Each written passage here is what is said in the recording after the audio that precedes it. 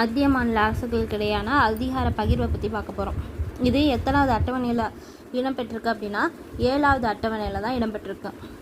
இதில் மத்திய பட்டியல், மாநில பட்டியல், பொதுப்பட்டியல்னு 3 பட்டியலாக இருக்குது. இதில் மத்திய பட்டியல் ஃபஸ்ட்டு எவ்வளோ வந்துச்சுன்னா 97, மாநில பட்டியல் 66, பொதுப்பட்டியல் 47.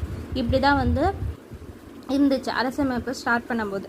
அதுக்கப்புறமேலு இப்போ தற்போது என்ன பண்ணியிருக்காங்கன்னா, இந்த அதிகார பகிர்வு மத்திய அரசில் 100 மாநில அரசில் 61 பொதுப்பட்டியலில் 52 மாற்றிருக்காங்க. எந்த சட்ட திருத்தம் என்ன அப்படின்னு பார்த்தோன்னா 1976 42வது சட்ட திருத்தத்தின்படி மாநில பட்டியலில் இருந்து 5 துறைகளை பொதுப்பட்டியலுக்கு மாற்றிருக்காங்க.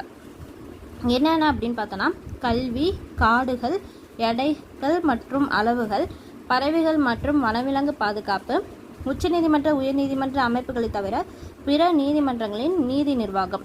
இது எப்படி ஞாபகம் வச்சுக்கணும்னா கல்வி, காடு, எடை, அப்புறம் விலங்கு, பறவை சார்ந்தது, அப்புறம் நீதிமன்றம். இது இப்படி பேசிக்காக ஞாபகம் வச்சுக்கிட்டிங்கன்னா சிம்பிளாக இருக்கும். கல்வி, காடு, எடை, வனவிலங்கு, பறவை, உச்ச நீதிமன்ற உயர்நீதிமன்றத்துக்கு நீதிமன்றம் ஞாபகம் வச்சுக்கிட்டால் கரெக்டாக இருக்கும். அவ்வளோதான் ஃப்ரெண்ட்ஸ். இதில் தேங்க்யூ.